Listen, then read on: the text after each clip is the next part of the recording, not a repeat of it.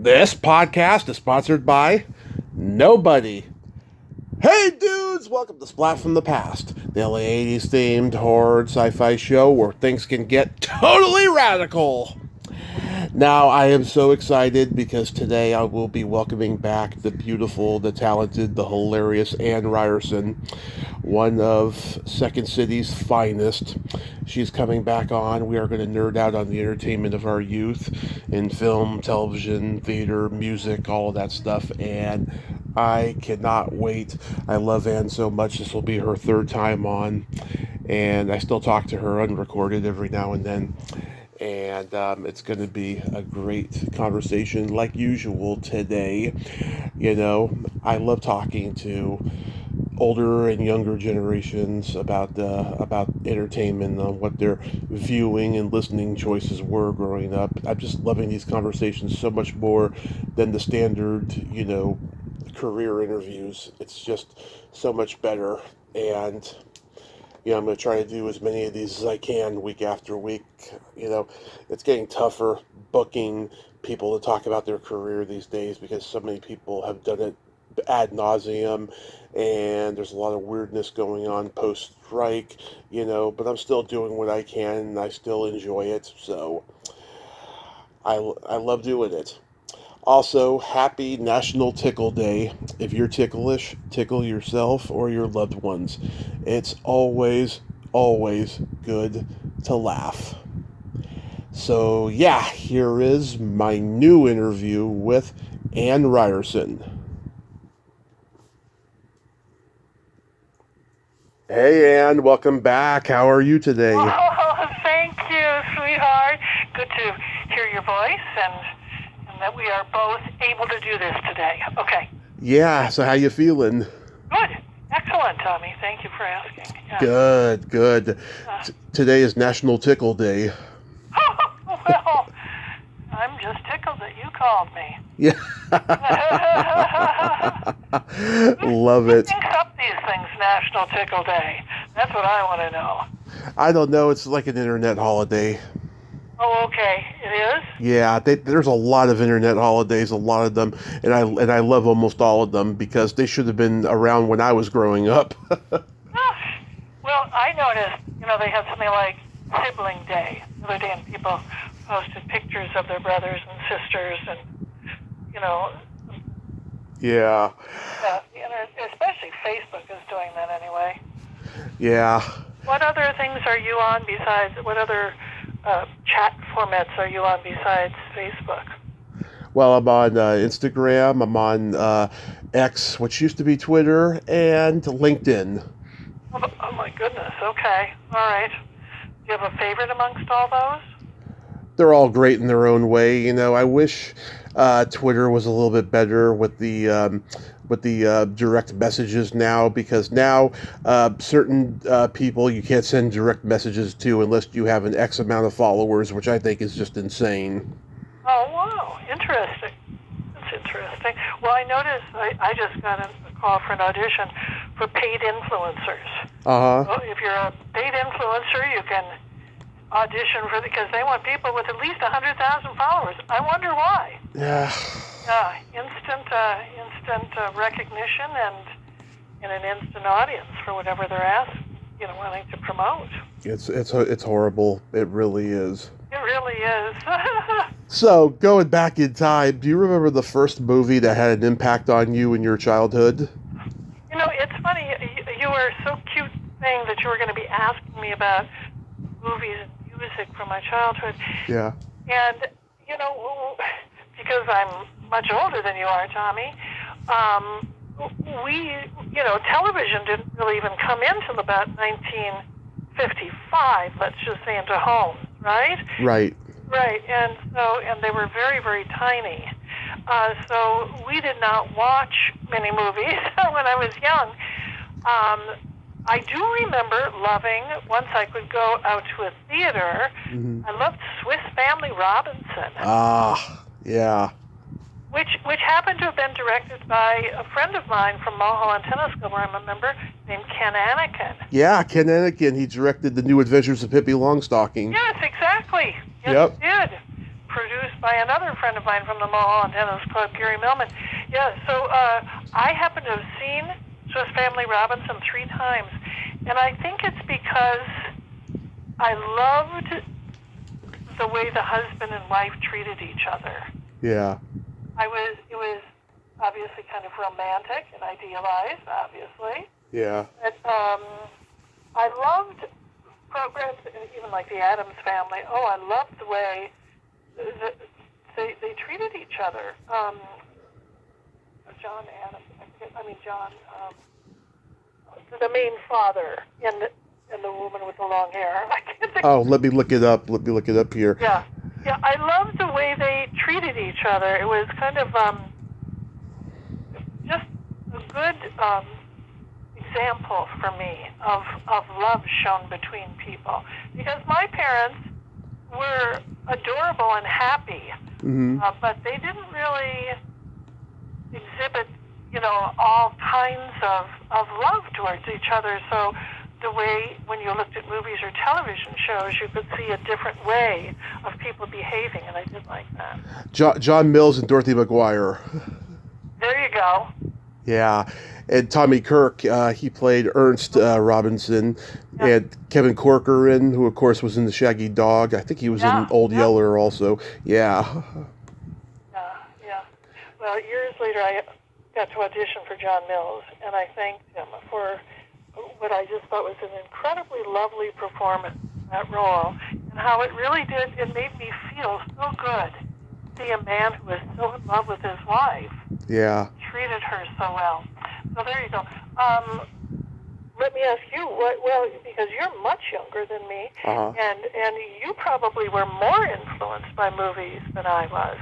Oh, yeah, because I grew up in the cable era. My mom worked for the cable company. We went to the movies and video stores regularly. You know, my grandmother practically raised me. She got me into the black and white classics.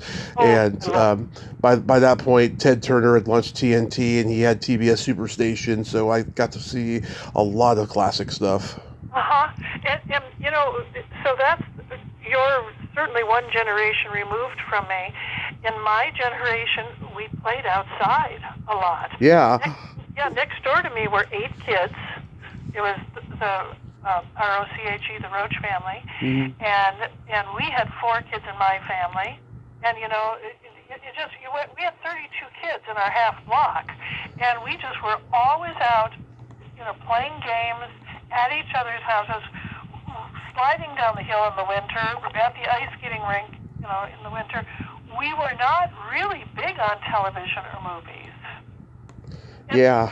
Now, I read a lot of people like Martin Scorsese and everything. He was definitely influenced by the movies, but it seemed to be a different culture in New York. They would be, I don't know, it seemed like their parents would give them 25 cents and send them to the movies on Saturday, and they would stay all day, and they just got lost in this fantastic fantasy world.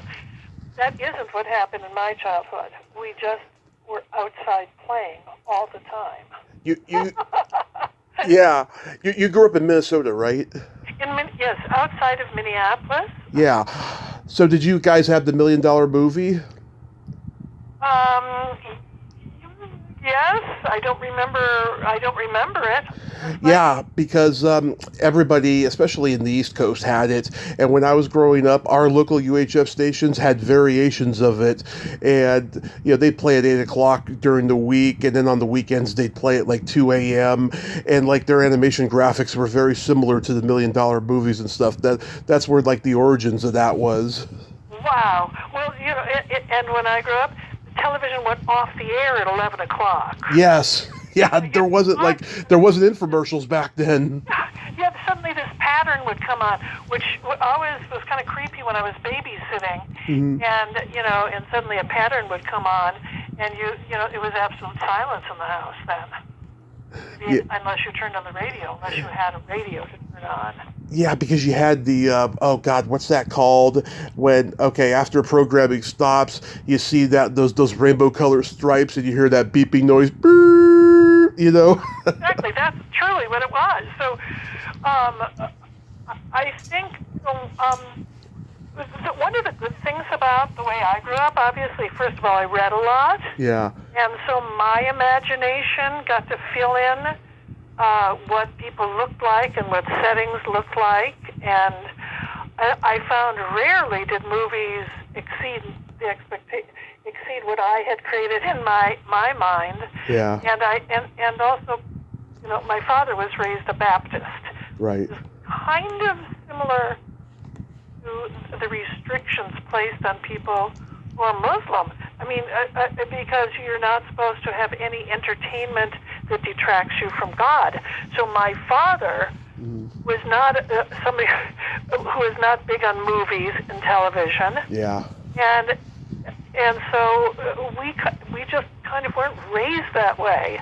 I don't put it down for other people. I think it's fantastic that movies, now of course I love to watch movies, but even so, I bet I have watched many less movies than you have. And you're a generation younger than me. Yeah. Do you remember, though, the first time you went to the drive-in? Oh, I love drive-ins. But again, I'm sorry, I would have gone with my family. Yeah. Yeah, I know it'd be much more exciting if I said I'd gone with a guy in a 57 Chevy convertible. Yeah. but oh God, drive-ins were fun. Oh, yeah, oh. I was two. I was two when my parents started taking me, and they stopped taking me after a while because it got to a point where I was either falling asleep in the back seat or I was getting out of the car and knocking on windshields. That sounds perfect for a boy who is active and didn't want to be sitting inside of a car all day. But on a hot summer night, we didn't have many hot summer nights in Minnesota. So those 2 months, of July and August, oh my God, just being outside, anything outside, was just so heavenly. Even more fun than, well, as much fun as the drive-in movie was A&W root beer, which you drove up to, and they came up to your window and put the tray on your window, which you rolled halfway down. Ooh, Yeah. I love that. I love that. My dad went to the same movie 3 times back in the 70s because he was either making out or having sex with a girl in the car. And what movie was that? Okay, there's a couple he told me. Let's see, The Groove Tube. Wow, interesting. Okay. Rocky and Animal House.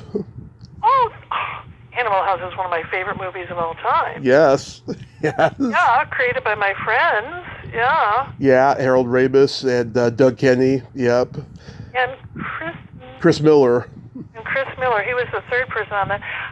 I happen to recall, and forgive me, you gentlemen, who, if somebody hears me and I'm stating this wrong, but I remember Harold telling me that they got $10,000 for that script and they split it 3 ways. Yeah. Which is obviously not very much money, but it was they were unknown. Yeah. And the producers felt like they were taking a chance, but which is one reason why Harold Ramis got to direct Caddyshack. It was kind of like a gift to him because Animal House turned out to be such a big success. Yeah. And they had paid him so little for the script that they said you can direct the next movie, and it ended up being Caddyshack. Yep. So Harold Ramis initially talked about doing a movie set in Skokie, Illinois, that involved Nazis. I heard him say that in an interview once. Oh, you did? Yeah. Yeah, and I have to say, my friend Sarah Altschul, who worked at the studio at that time, they kind of thought, that, and Sarah said, what about that golf movie they've got? And she kind of helped push that towards Caddyshack, which John Peters eventually produced, and that was a fun movie to be on. Yeah, and in between Animal House and Caddyshack, he also wrote Meatballs.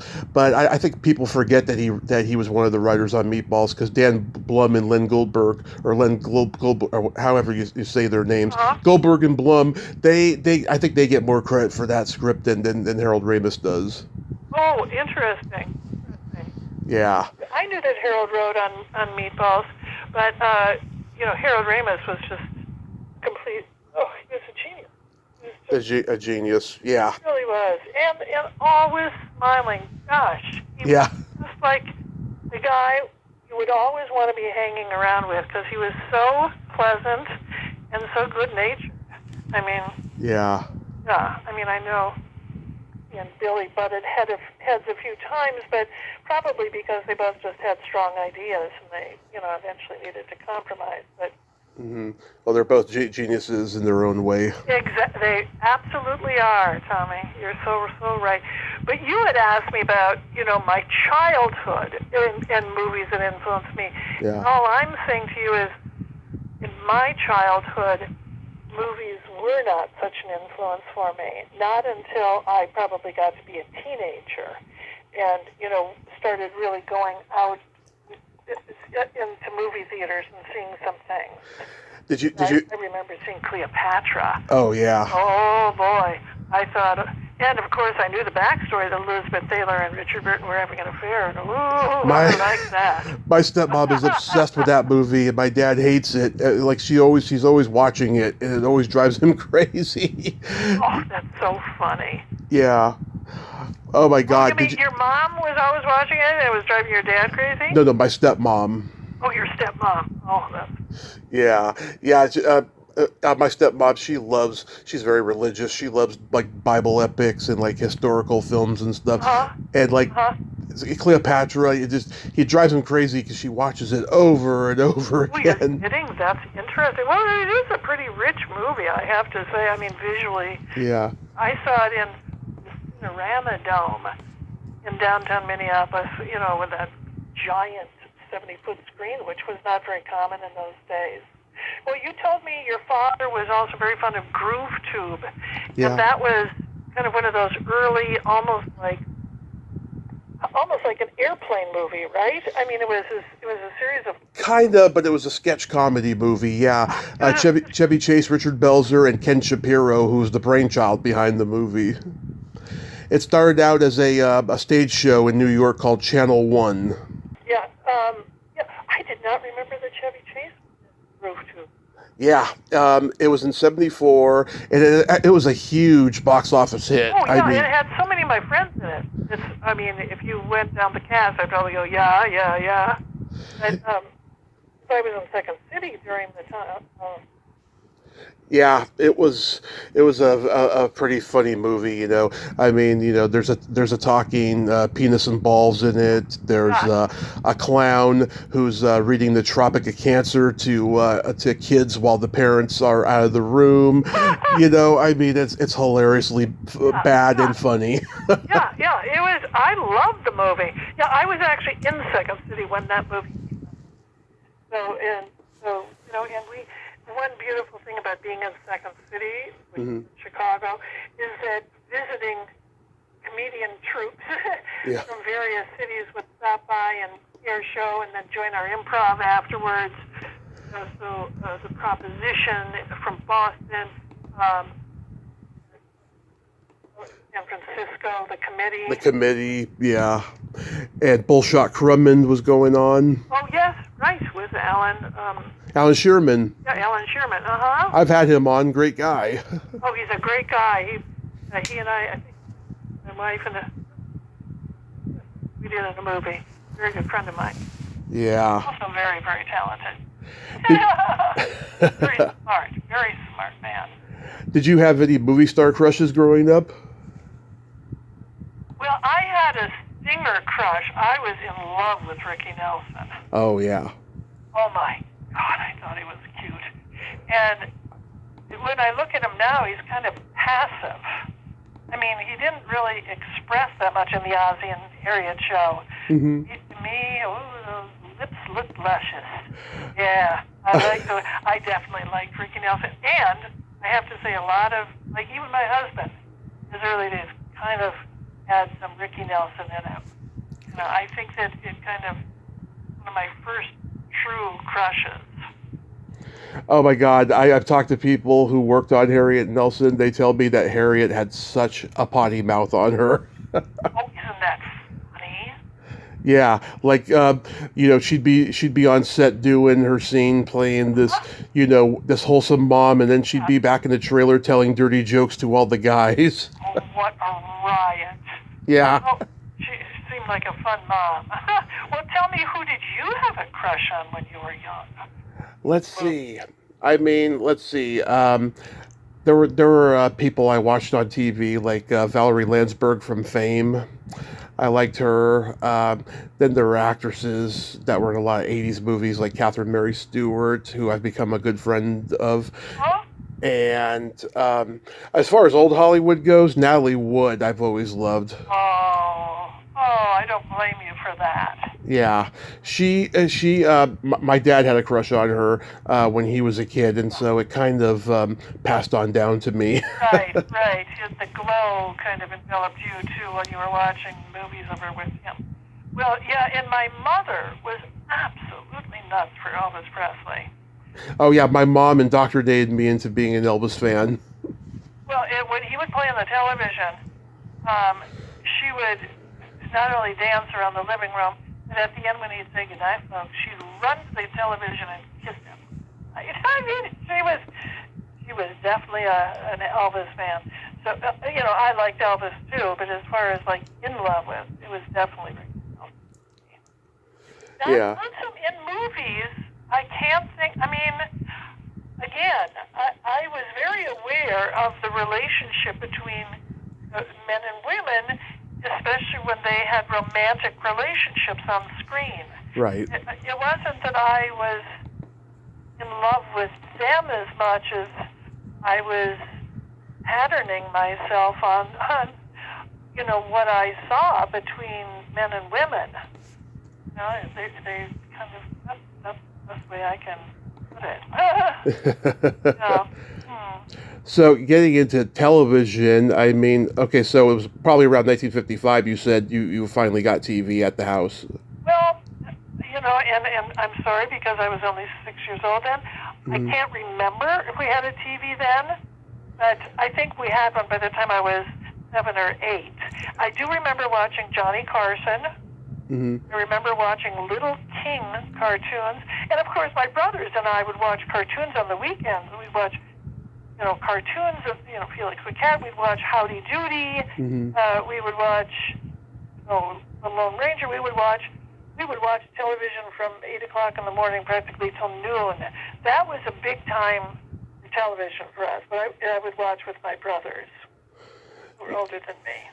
I can imagine you probably remember the Beatles on Ed Sullivan. Oh, you know what? Whether I remember it live or I've watched it several times, of course, on YouTube. Yeah. So, it's hard to tell what was my real memory. What is my recalled memory because I saw it on. Yeah, let's see. I talked to the president of the Beatles fan club who was there that night, Debbie Gendler. She was 13, 14 years old that night, and she just wrote a book about it.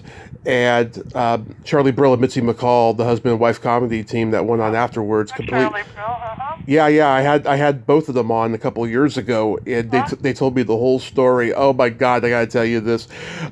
Backstage, Mitzi's getting Coca-Colas out of the machine. And John Lennon obviously saw her, so he's knocking on their door a few minutes later and says, "Excuse me, I need a Coke for Ringo." And they didn't know who Ringo was yet, right? So Mitzi's like, "A Coke for Ringo? What's that, a Jewish holiday we don't know about?" That's hilarious. Yeah. Oh my God. Did she end up giving Ringo a Coke? I can't remember, but that part of the story, oh God, it had me in stitches. Oh, that is really funny. Well, you know what? Again, you had mentioned we might be talking about movies or TV or music from the past. I realized I was much more influenced by music. And I really did think, sincerely, that Paul was going to see me in the audience at a show and fall in love with me. Wow. My parents, actually my mom, I should say. My mom met the Beatles backstage after a show. In 1964, they came to the Bay Area, and she saw them at the Cow Palace because my my great aunt, she had connections. She worked for the Hilton in San Francisco, Huh? and she knew a lot of famous people, I'll tell you. And so she took my mom backstage, and she got their autographs. Back then, they didn't have the selfies, and stuff. She could have taken a picture with them, but no one really had cameras. So Yeah, exactly. she took them home, and then not long after that, my uncle accidentally threw them out. And to this day, she does not forgive him for that. Oh, interesting. Yeah. Well, at least she has her memory that she met them. I mean, my gosh. Oh yeah. Not many people have met all of the Beatles, let's be honest. I can just imagine my mom at that age, 10 years old, just being very chatty, wanting to impress them, because that's how she is today. And it's just like, I can just imagine her at 10 doing that. Wow. Oh, yeah, exactly. I bet she was. And so in 1974, she was 10, so she was born in 1954, probably? Yes, 1954. 1954, yeah. So she's so interesting. She's a little younger than I am. Wow. Well, she's pretty darn lucky, I have to say. I was in junior high when they hit the scene. Mm-hmm. And, of course, we were just all... And it was so funny how everybody had their favorite. Yeah. And it said a lot about you, who you chose as the person you were in love with in the Beatles. Interesting. I never really thought of that. Yeah, because the people who were in love with John Lennon Yeah. to be real intellectuals. And he was a cocky smartass, too. Oh, well, I don't think they knew that. You know what I mean? That kind Yeah. of thing wasn't maybe revealed to people. Not yet. Not yet, exactly. But if you love John Lennon, he wore those wire-rimmed glasses and Yeah. had kind of a more studious, intellectual look. Paul was just plain cute.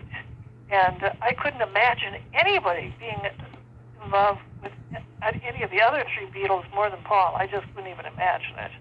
Yeah. Oh, my God. There weren't as many people who were straight out in love with Ringo or straight out in love with George that I knew of. Yeah. Oh, it's funny, people had this perception that Ringo is the unloved one, he's the shy one. Actually, he's just as smarmy as John is, actually. People don't... Oh, no, I think he's great. My friend Shelley Long, Shelley was my college roommate. They did Caveman together. They did Caveman together. Yeah, and that's where he met Barbara Bach, I believe, and then... Yeah, I think that's right. Yeah, I think they met on that movie, and no, she had fun with Ringo, and Ringo was Ringo on. I certainly never heard any negative stories that I remember. I think she would have told me, but that was a long time ago. Yeah, when I had Ed Greenberg on, we talked about Caveman. Wait, was he in it too? Oh yeah, he played the caveman in it. Oh, well, that's why Shelley and Ed are friends. I didn't know that. Oh yes, that was such a bizarre cast of people. Some were known, some weren't known yet. It was just a crazy movie, and the great Carl Gottlieb directed it. Oh yes, I know he did, and I see Carl Gottlieb at parties here in Hollywood. There we go. So I haven't as much recently. Our mutual friend Betty Thomas used to host parties, and I would see Carl there. He's a very, very talented man. Mm-hmm, very talented. Did he do Jaws also? That was in '75. Yeah, but that was him also, right? Yeah, he did Jaws, he did The Jerk, he did Dr. Detroit, lots of stuff. Can you imagine The Jerk being done today? I can't. I think the movie is hilarious, but, I'm not sure that it would be made today. Today's political climate. Well, Steve Martin wouldn't do that routine today because that came from a routine of his. He'd go up on stage and he would say, "I'm the son of a poor black working class family." That's what he would say. And when he got the deal to do the movie, he didn't know what he wanted to do, right? And then I think it was Gottlieb who said to him, why don't we do a movie where you come from a poor working class family, like you say on stage, and then it just built from there. And it's funny, in the movie he works at a carnival. Well, he worked at Disneyland for like 10 years when he was a kid, so I think that's where that came from. Wow, yeah, I know he did. Well, I have to say the movie made me laugh so hard. But, it is pretty... risque. Well, risque. I'm going to say racist, because that's what I'm saying. I don't think it could happen today, but I got to admit, made me laugh. Sorry. Yeah, well, there's that scene where the mob, where he's trying to make a deal with the mob, and they want to they want to do Klansman type stuff of killing black people, right? Yeah. And then he ends up kicking their asses with karate. That was actually a pretty progressive scene, as funny as it was, I feel. Oh yeah, it was. Yeah. When I say racist, in a certain way, it wasn't against black people. In fact, I think it was loving and inclusive of them. Very. No, I still feel that the climate today would probably not tolerate that. A lot of what happened when I was young would not be tolerated today. No. Obviously, the times have changed. I'm sure your mom has. Of course, yeah. Oh my God. Do you remember when the Kennedy assassination happened? Oh my God. I was in 9th grade, sitting in my junior high math class, and it came on over the loudspeaker, and there was just silence in the room except for the sobbing. I mean, it was just devastating. It was just so devastating.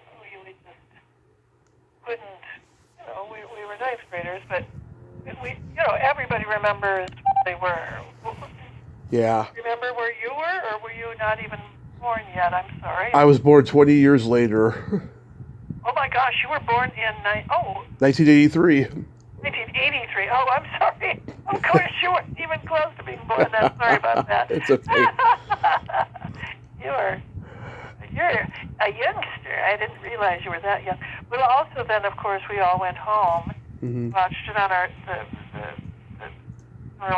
televisions, and that was huge. That, and later on, watching the man walk on the moon was really big on television. So, oh yeah, television became much bigger in my life as time went on. But as a performer, I have made more of my living in television than any other medium. And probably second, I've made it in movies. Third would maybe be voiceover or live theatrical appearances, I'd have to say. The closest I've come to witnessing, events, on TV, the Challenger happened in '86. I was 3 almost when that happened. Yeah. Geraldo got hit with the chair. I was 5, and I remember that so well. Me and my family were watching it. Someone taped it in the family because they reran it or something, and everyone was at, I was at school, they were at work, whatever, and we wanted to see what happened, and we were like, oh my God. And I didn't even know, what that racist guy meant by calling him Uncle Tom yet. I learned much later. I was like, what is this? Oh my God, it's crazy. And then of course, OJ being chased by the police. Those are the events I saw on TV as a kid. But you got to see, Kennedy and the Beatles and Elvis '68 comeback special, and all the wonderful things. Well, Kennedy's death was not wonderful, but it spawned the Beatles, I think, in America. Well, and also I loved watching the Gary Moore show, Carol Burnett on. I always watched Carol Burnett. Yeah. Carol Burnett did. And again, George Gobel, I like George Gobel and who did I just think here? George Gobel, yeah. There was Harvey Korman. He was on the show. Well, Tim Conway. That was a little bit later. What my favorite thing was when Carol would crack up. Yeah. Because you just didn't see that a lot on television. No, and then of course, Jimmy Fallon made a career of it. Yeah. Oh my God, was he hilarious or what? Yeah, when I watched the cowbell sketch on Saturday Night Live and just seeing him cracking up, oh my God, it is so funny. It is. You know what? Every once in a while, I just have to go to my computer and watch more cowbell. Yeah. I love that sketch so much. It makes me laugh so hard. I love every second of it. You guys got what appears to be a dynamite sound coming from you, Bruce. That means a lot. I love it. Jimmy Fallon is just like in the background trying to keep it together. Yeah, and he does a good job for at least 3 minutes, and then all of a sudden he loses it. Oh my God, really just loses it. Oh, geez, I love that so much. But Carol Burnett was one of the few who did that. And then later on, Red Skelton did a little bit. I loved watching Red Skelton. Oh, yeah. Annie Thomas. When I got older, I watched a decent amount of television because my mother liked it. But again, my father, being brought up a Baptist, isn't that he was against television. Mm-hmm. It just wasn't in his repertoire. He couldn't even, when he was homecoming king, he couldn't go to the dance. You weren't allowed to go to dances. That's why I said Baptists, at least used to. I don't know if they still are, and forgive me if I'm wrong on this, but they couldn't go to dances. They weren't supposed to go to movies. Certainly not play cards. Certainly not drink beer or anything like that. So, but they could do sports. And they could work, and my father was a wrestler and then a Golden Gloves boxer for a while when he was in college. So, but as far as entertainment, that just wasn't part of my family. How about theater? Did you go to musicals?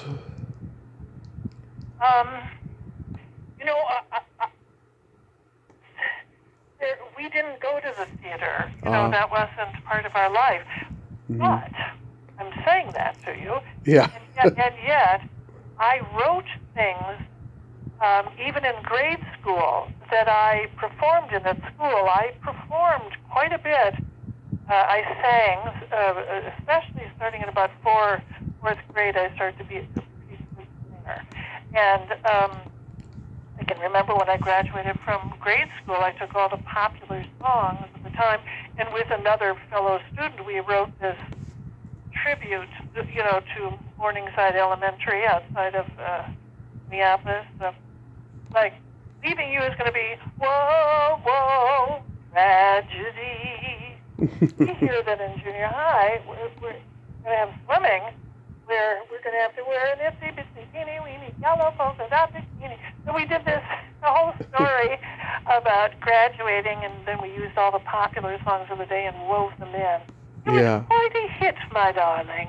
Quite a hit. That was Brian Hyland who did Teeny Weeny. Oh, you really? Yeah. He was a one-hit wonder in 1959, I think. Oh, interesting. Yeah. Well, that makes sense because, that song, probably would have come out in 1960 if I was graduating from grade school. I think so. But who knows?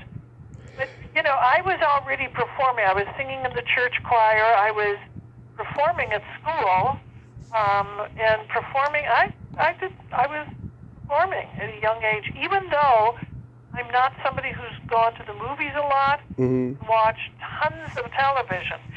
I performed a lot. Right. From the time I was young. So getting into music, do you remember the first album you ever bought with your own money?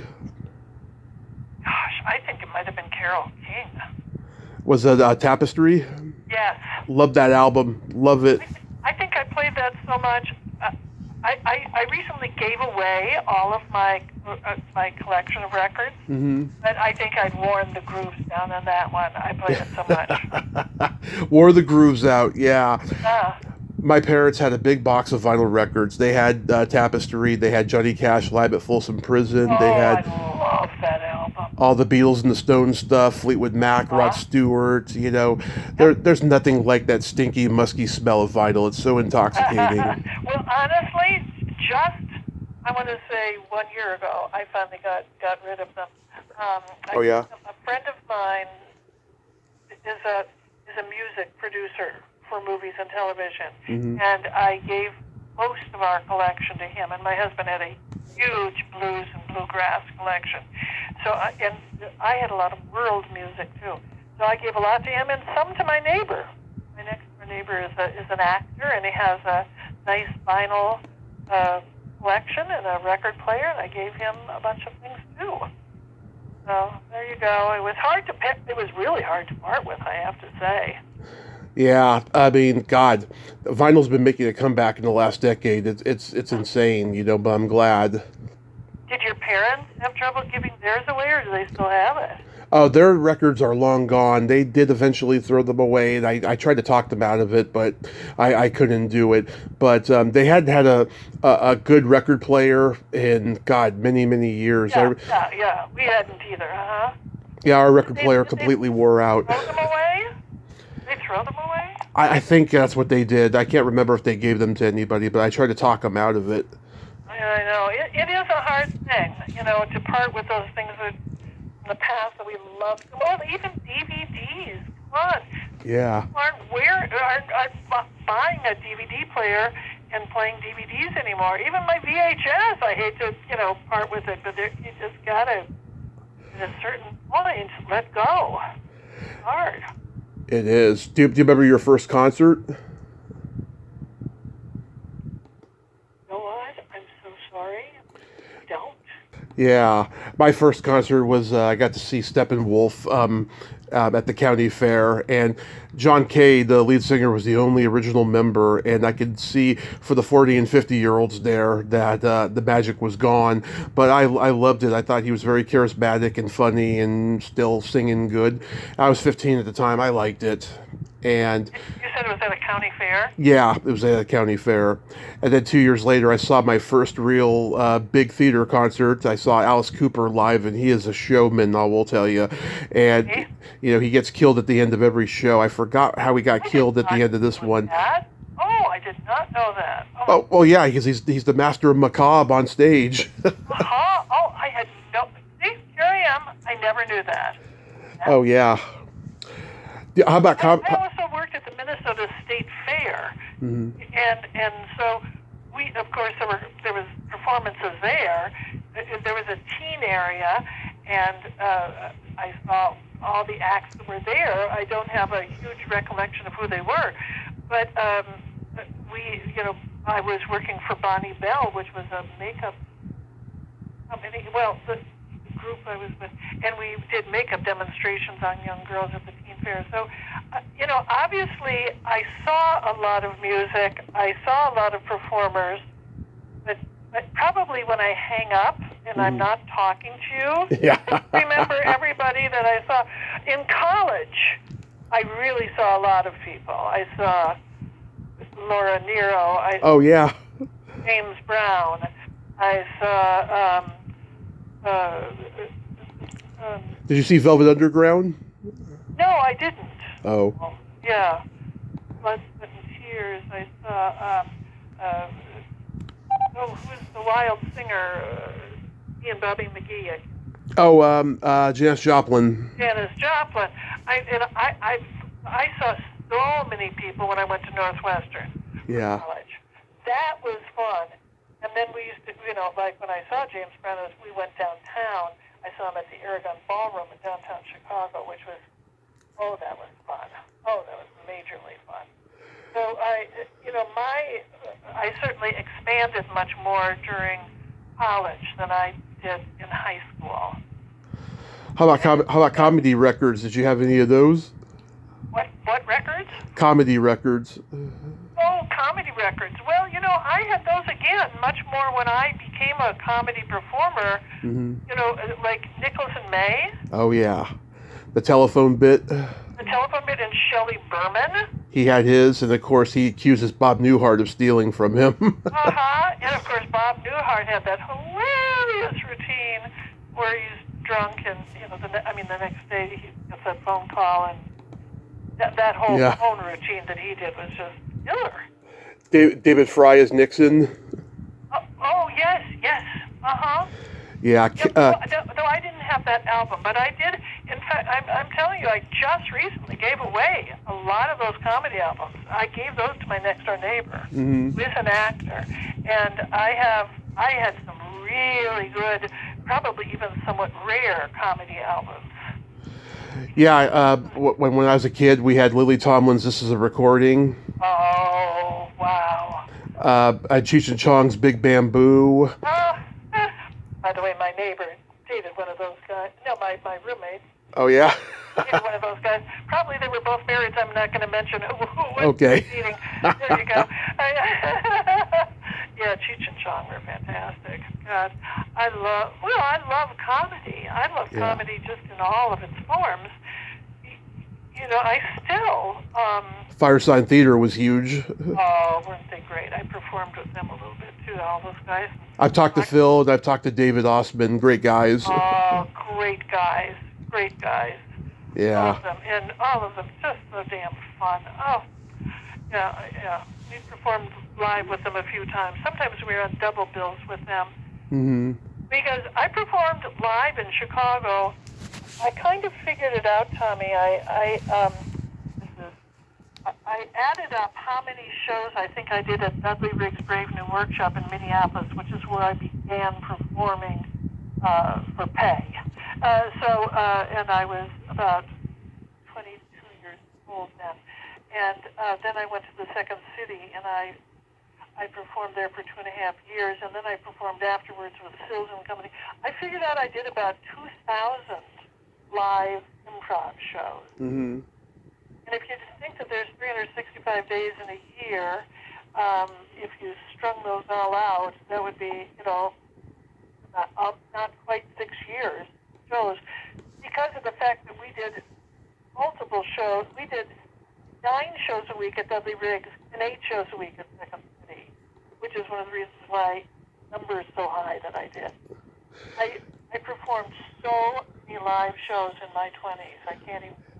Yeah, I got to tell you, back in the 90s when I was about 13, I saw this pilot that you and everybody at Second City did called The Second City Show. And just recently I watched it again on YouTube and I was laughing. Oh my God, it's so funny. How did you, I've never seen that. How'd you find that? How did you find that? It was on video when I was a kid at one of the video stores I went to, and I just found it on YouTube just by accident. It came up in an algorithm search because, after Flaherty died a couple weeks ago, I was like looking up stuff on him and everything, and I saw that again, and I was like, oh my God! And you looked so cute, and you did some funny sketches there. Oh, thank you so much. Yeah. Wow, that was a wonderful time. I still have the sheet music of the thing and that Fred Kaz, our piano player, wrote for us. Yeah, I also did a TV pilot with John Candy and Fred Willard, and we shot it in Provo, Utah, at the Mormon Studios. The Osmond Studios. Sorry about that. Yeah. The Mormon people were so kind to us. My brother came to visit. They babysat his children so he could come to the taping. Yeah. So kind and so lovely with the Osmond. You did that sketch where you're crying at the funeral, and you'd say that he got his head stuck in a can of pork and beans, and Candy's reaction is priceless. Oh, yeah. Well, and I have to say, I did not create that sketch. That was Judy Morgan who created that role. Yeah. Who was in Second City before me, but gosh, I loved doing that piece. Oh, it was hilarious. And then you do the bar sketch where Tim Kazurinsky is being a sleazy drunk, and he asks you, what would it take for you to spend the rest of the night with me? And you say, God. A gun, I thought that's what it was. Yeah. Yeah, that was fun. Well, those I did lots of probably many more pilots, and but we were almost like a fraternity or sorority, and everybody who was in comedy at that time kind of knew of everybody else. Oh yeah. Yeah, and we all kind of, even today, if I see any of those people, it's like seeing a long-lost brother or sister.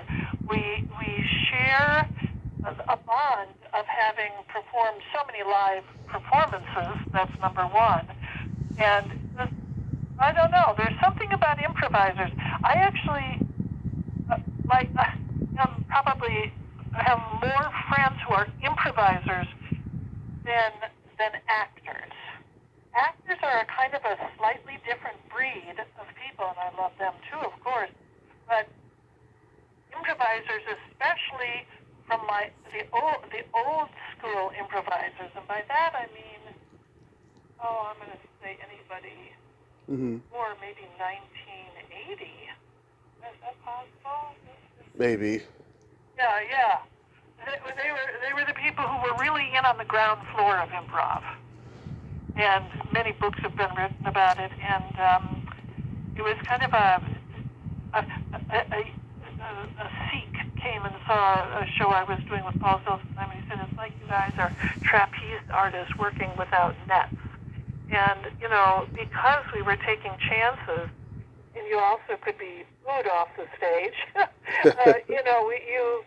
you developed a real bond with the other people that you were improvising with. Oh, yeah, and also, too, God, there were so many improv groups and so many sketch comedy shows that I didn't even know existed until YouTube. Like, I didn't know about Mice and Off the Wall until the last few years, and I've gotten to know Shelley Herman and Jess Blythe, who were in those.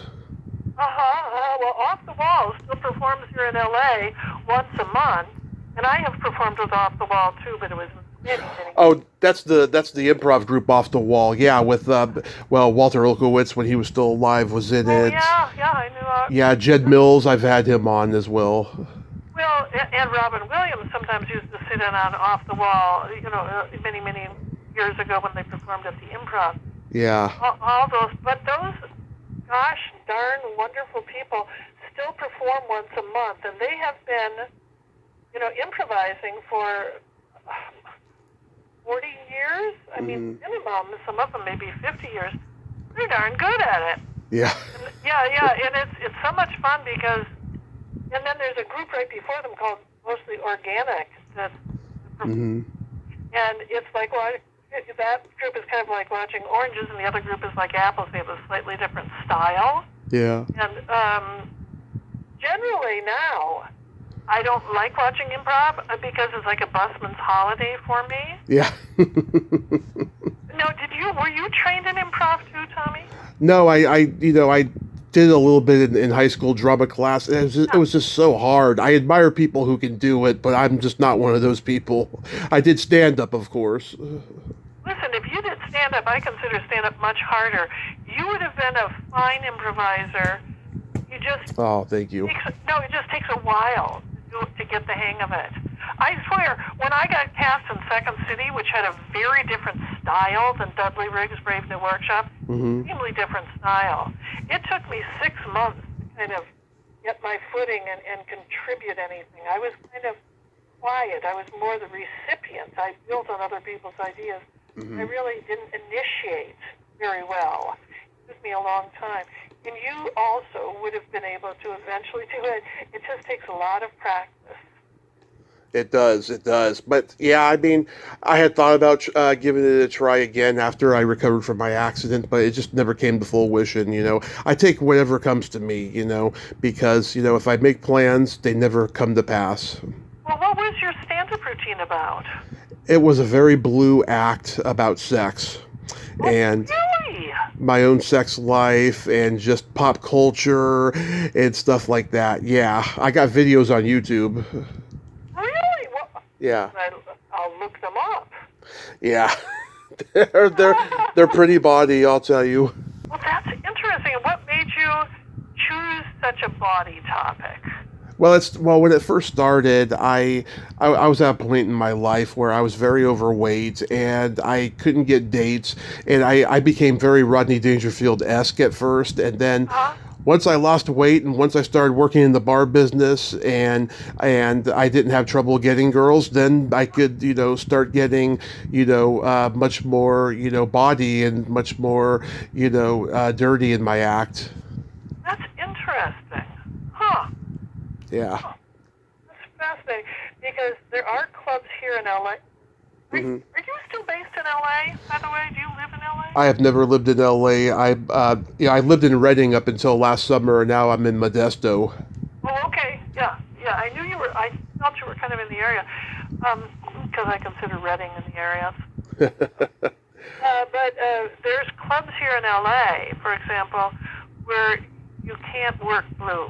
Yes, that's true. Comedy and Magic Store, which is in Redondo Beach. I played the Ice House in Pasadena once. Oh, yeah, that's a lovely. I've been there. Yeah, they've been around since the early 60s because they started out as a music club, and then it became comedy and music, and then they decided to stick to the comedy, no music. And so you were there one time? Back in 2016, yeah. Oh, not that long ago. Okay. Yeah. There's COVID and there's... Yeah. Pre-COVID things seem so long ago. It's hard for me to... It has distorted my perception of time. It's a different world, I can tell you that. Yeah, exactly. Well, I did stand up just one time. Okay. I took a class with a woman named Judy Carter. Oh, yeah, I know who she is. Yeah, and I took her class, and so did my sister. Mm-hmm. And we took it together, and then when you graduate, you do a stand-up routine. And and mine was about being so tall, because I was always 5'11" and 3/4. I think now I'm about 5'11", I think now. Mm-hmm. I'm still tall, but mine was about how people used to say, "Oh, you're so tall, you should be a model." They just assume you should just wear clothes. Yeah. But so mine was about being tall. My sister was heavy, but real pretty, with blonde hair and blue eyes. I mean, my sister was knockout. And then for a while, then she got like crazy heavy and wasn't quite as pretty. But her routine was, I know what you're thinking, Barbie. Except Barbie doesn't eat. I like to eat. Well, her routine went over so well. People were screaming. Yeah. Oh my God, my sister was just hilarious. Oh my God, it went over so well. So, but she didn't end up pursuing comedy, but gosh. Yeah. That was a great night. But I so admire you for doing stand-up. Oh, thank you. I do think that's the hardest out of everything. Yeah, it was an interesting 10 years doing it, oh my God, you did it for 10 years? For 10 years, yeah. I don't know how you did that. That takes such guts. It does, and I'll tell you, after I lost weight the first time, it made me so much more confident, and then I started drinking, and then I really got confident, and then after I got sober from my car crash, it became hard again. It was like, getting back up on the bicycle and training again, but, I did it, and it left me with a lot of interesting stories. Exactly. It almost sends a shudder down my spine. One of the beautiful things about improv, yeah, you have somebody else up there to bounce things off of and to help you if you get in trouble, right? Yeah. We have this... I mean, I was pretty good with crowd work. I mean, I could take care of myself if someone heckled me or something like that, But as far as improving go, I can, but I don't think that it's the same kind of improving as when you're doing, improv with a group, really. Well, yeah, but like I said, that is practice. You would have gotten the hang of it, because if you could handle a heckler, which is, you've got to improv to handle a heckler, you definitely could do it with another. That's improving with somebody. There you go. You've already done it. And I think the way you did it is harder. It is. But, it's so hard when somebody heckles, because you want to really swear at them and just go nuts on them. But you have to do it in a way that gets the crowd with you and not against you. So, right? Yeah. You got to get them to boo the heckler and not you. So you got to be judicious with your words. You got to be careful. I was curious, Ann, when you were modeling, were you comfortable doing that? Because that was like right in the middle of the sexual revolution, right? It in the middle of the sexual revolution because I was in college from 67 to 71. I would say the sexual revolution actually was more the beginning of the 70s, at least in the Midwest it was. The coast, it might have been earlier than that. Yes, I was comfortable with it because I turned 21 in Italy. That's when I found out the Italians don't throw parties for you. You're supposed to throw a party for other people when it's your birthday. I thought, I was waiting for everybody to throw a big party for my 21st. No, you're supposed to throw a party for us. Okay. By then I could handle myself, certainly. But, I was almost 6 feet tall.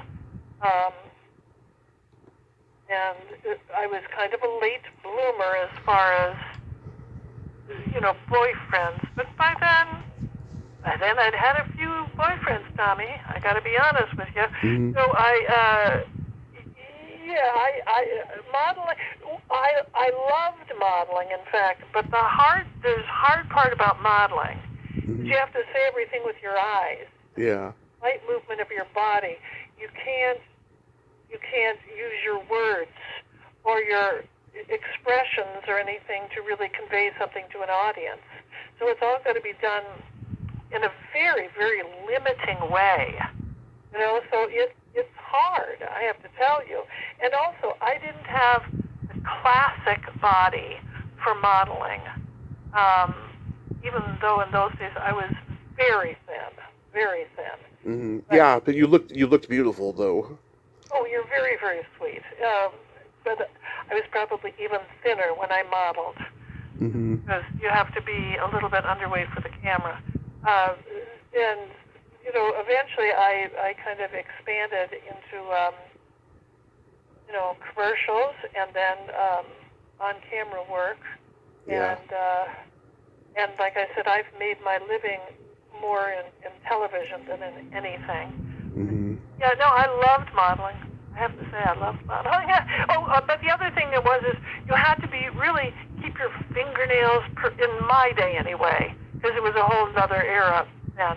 You had to be really kind of careful of yourself.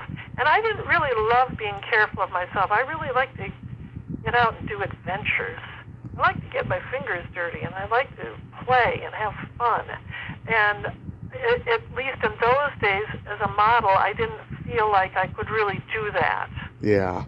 You had to really kind of keep yourself in perfect condition as much as you could. You were kind of a tomboy. Yeah. I'm kind of even now. I mean, I just played tennis this morning. I like athletics, and I like the way I feel when I do athletic things. And in modeling, the closest I came to being really a big model was in Italy. I did some test sessions with a very, very top photographer who really liked me and probably might have even helped groom me into a very top model. Yeah. And I think what I saw in those days, and again, this would be the drug days as well as the sexual revolution days. I didn't like all the drugs. Yeah. The drugs just didn't really, that lifestyle didn't suit me as well as people who were athletes. I liked a different kind of a thing. Yeah, and then eventually I got into comedy, so I modeled before I became a comedian, before I worked at Dudley Riggs and Second City, all that. It's funny, I've talked to actresses who were in New York during the 60s in the middle of the sexual revolution, and they told me that they had a lot of gay friends who were far more dirty than they were when it came to talking about sex that they had, and of course now everywhere you go, women are bragging about sex that they had, but back then it was very rare. Well, my lips are sealed about. Yeah. I'm actually not going to say too much about that time because it was a very wild time. Yeah. It's so different from now, and of course AIDS put the lid on everything.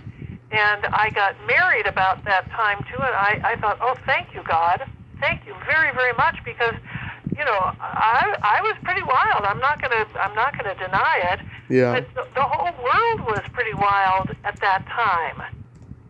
It was kind of like, I liked you. You were cute. Let's go to bed. I mean, it was really, it was. We were not very discriminating, and we were not. We were having a good time. So, and the times really changed, but AIDS changed it first. Of course. Then people's mores kind of went much more backwards, I have to say, by comparison to what we had. Oh, yeah. Yeah, there's an actress I'm friends with. She said her and her gay friend, they were supposed to go see a movie once, and he was late. And when he showed up, he said that as he was walking to her apartment, he saw a cute dog, and the owner of the dog happened to be a cute gay man. And so he struck up a conversation with them, and then they went and had a quickie. That's honestly, it was a pretty wild time. Yeah. Yeah, it really was. And AIDS stopped it. So that's, otherwise it would have continued. Yeah. yeah, believe me. Yeah, and anyway, that's all I think I should say about that. But I was young, and I was cute, and I was attached. So there you go, and I don't regret anything, and I've never really talked much about it. And I haven't written much about it either. Yeah. It's just probably not the correct thing to do now. Well, like I said a couple weeks ago, we lost Joe Flaherty, and back in January, we lost Cindy Morgan. I was so devastated when she passed. Yeah. And stuff, You got any good memories of them you'd like to share? Say that about Joe Flaherty and then Cindy Morgan. Joe Flaherty was in the company when I joined the Second City. So he helped audition me and get me into the company, and he and Harold Ramis co-directed the first show I did at Second City. And I can remember they were on the stage like throwing a football back and forth. Yeah. And they went like, so anybody got anything? It was hilarious, just real casual and they said, well, we need it.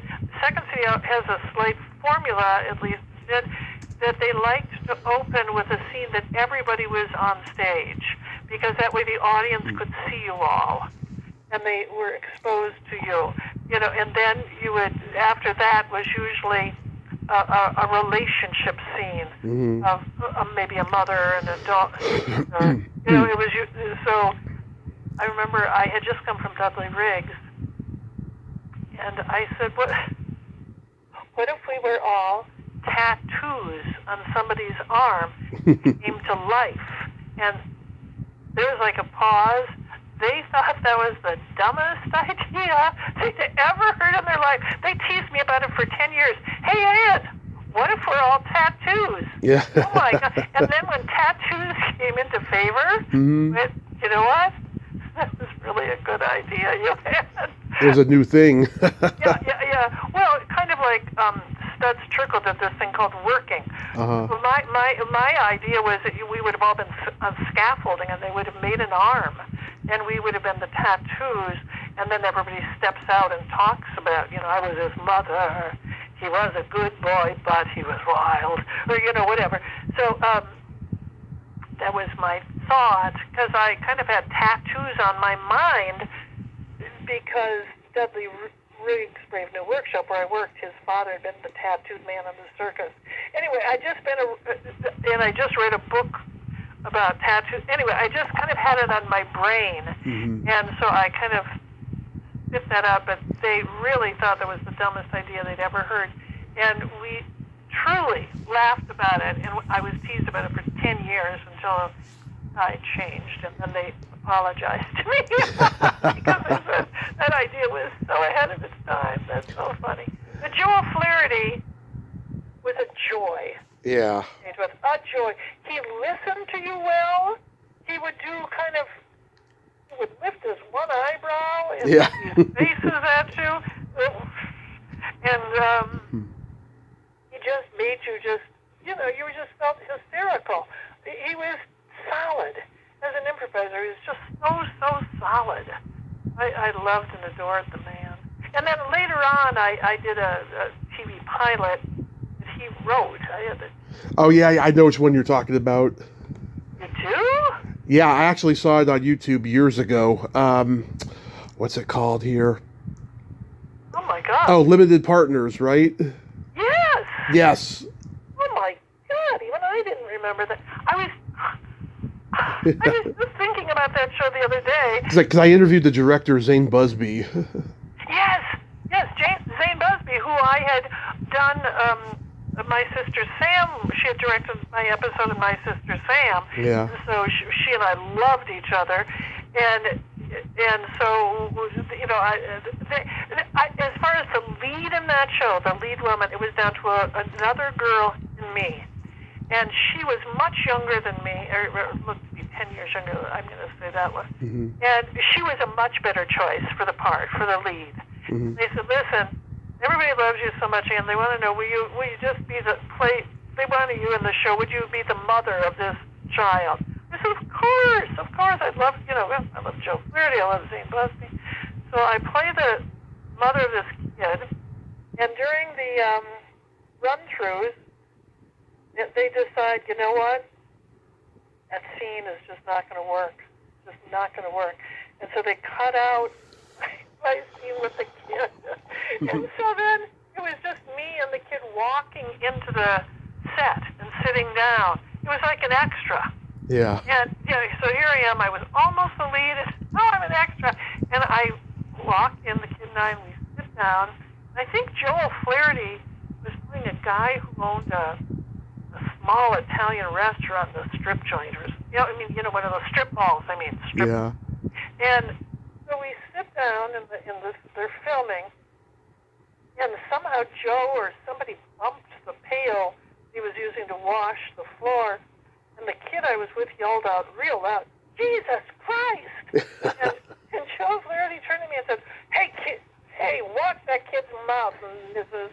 or ma'am," or whatever he said to me. I started laughing so hysterically. I would think of Jimmy Fallon in the Kyle Bell scene. I had to put my head down for the audience. I was just out of control laughing because Joel Flaherty yelled at me for my kid yelling, which was all, not supposed to happen.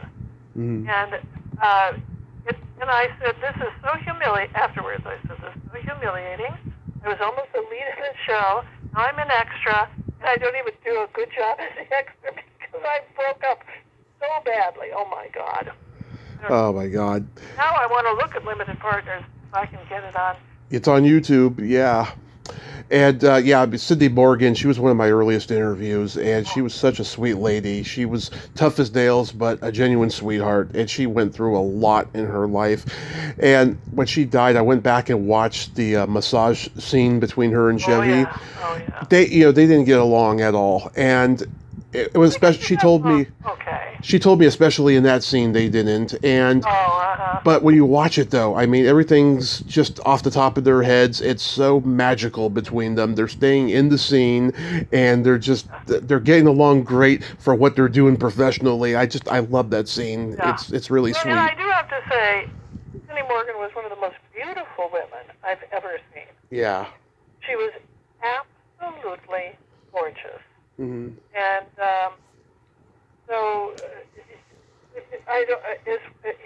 obviously on Caddyshack, we were all in the same motel together, and so I was with Cindy Morgan the entire shoot, weeks or something. Yeah, and I think she just was fantastic in that movie. In Caddyshack, she's just fantastic. Can't say enough good things about her. She is. Oh my God, she told me she really thought that was funny when Chevy had lived, your uncle molest collies. Man, it was perfect for her to laugh in that moment because it shows what a disregard Lacey has for her uncle. That's so funny. Yeah. So, do you have any upcoming roles or anything that you want to mention? The last role that I did was on the show Good Trouble. Mm-hmm. Which is on Freeform and it's on Hulu, and I did a part part in an episode 2 seasons ago, and then they called me back last season, and that's the last TV show I did. So no, at this moment, I can't tell you that I'm in any live performances. I have been asked to do a lot of theater things, but I have to say that I'm not. I don't like to leave my husband now at night, so I haven't been accepting those roles. Otherwise, I would be doing a lot of theater. There you go. But I still do a lot of play readings, playwrights. I do it on Zoom. Yeah. So if Tommy decides he wants to write a play about what it was like to be a stand-up comedy, because comedian and get in an auto accident and then have to start all over, I would be one of the people who would read it for you. Oh. The group gives you feedback, and then you go back and write again. So I've been helping playwrights develop their plays for way over 10 years. Yeah. Well, when I get back to finishing my memoir, it's been a long time since I was writing it. I'll definitely send it to you, and you can write a blurb for the back.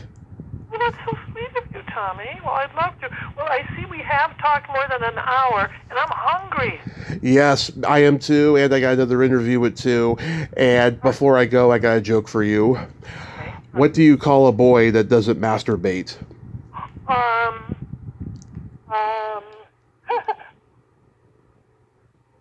Like somebody who's dead or something? I can't think of what it is. Everyone guesses that. No, a liar. There you go. All right, sweetheart. Well, thank you for calling me. You have a good afternoon, and I appreciate your asking me all these questions.